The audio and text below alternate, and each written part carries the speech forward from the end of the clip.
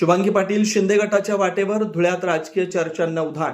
शिवसेना ठाकरे पक्षाच्या उत्तर महाराष्ट्राच्या उपनेत्या शुभांगी पाटील या शिवसेना शिंदे गटाच्या वाटेवर असल्याच्या राजकीय चर्चांना उधाण आलंय। त्यामुळे धुळे जिल्ह्यातील राजकीय वातावरण तापलंय। यावर प्रतिक्रिया देताना शुभांगी पाटील म्हणाल्या, मी ज्या दिवशी प्रवेश करेन त्या दिवशी सर्वांना सांगूनच प्रवेश करेन। सध्या मी माझ्या शिक्षक संघटनेच्या माध्यमातून शिक्षकांचे नेतृत्व करते। शिक्षकांच्या प्रश्नाबाबत योग्य पद्धतीने विचार केला जाईल, त्या दिवशी प्रवेशाबाबतची स्पष्ट माहिती देईन असं त्यांनी सांगितलंय। शिंदे गटात प्रवेशाच्या चर्चांना त्यांनी पूर्णविराम दिलेला नसला तरी तत्काळ प्रवेश होणार नसल्याचे संकेत दिले।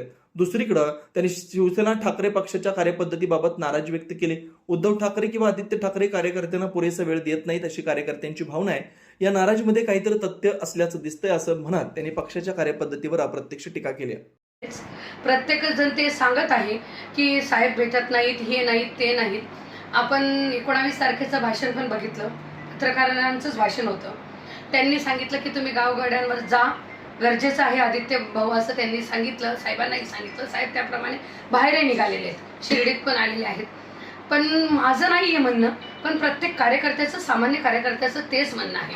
मी उत्तर महाराष्ट्राची महिला संपर्क प्रमुख पण आहे। 5 जिल्हे माझ्याकडे आहेत शिवसेनेचे। मी शिवसेनेची उपनेत्या पण आहे। मी शिक्षक संघटनेचे राज्याचे अध्यक्ष पण आहे। माझ्याकडे माझी शिक्षक संघटनेची राज्याचे अध्यक्ष, मी शिक्षक सेनेची नाही, ते महाराष्ट्र टीचर्स असोसिएशन, आम्ही सगळ्या शिक्षकांनी, सामान्य कार्यकर्त्यांनी जमवलेली संघटना आहे। तिचे 35,000 पदाधिकारी पण आहेत। पण त्यांना जर कार्यकर्ता म्हणत असेल तर नक्कीच कुठेतरी काहीतरी पाणी मुरत असावं, म्हणून कार्यकर्त्याचं ते वाक्य असावं।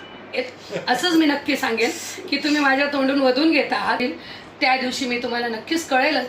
पण एक की मी शिक्षक पदवीधरांचं स्ट्रॉंग नेतृत्व करते, अडचण आलेली नाही प्रश्न सोडवताना, भविष्यात पण येणार नाही, म्हणून त्याचा विचार आत्ता तरी विचाराधीन नाही काही। सभापती म्हणून तसं आता कोणती निवडणूक आहे? नाही, तुमचं एखादं काम असेल की त्याच्याने तुमच्या आता कोणती निवडणूक आहे? मला कोणतं विधान परिषद आहे किंवा राज्यसभा आहे किंवा काहीतरी एखाद्या मोठ्या पदाची नायक साहेबांना त्यांना उपसभापती व्हायचं होतं, म्हणून त्यांचा तो निर्णय तात्काळ बदलला। उद्या काही पदवीधरचाही अर्ज भरायचा नाही, शिक्षक मतदार संघाचा अर्ज भरायचा। भविष्यात तुम्हाला तिकीट देऊन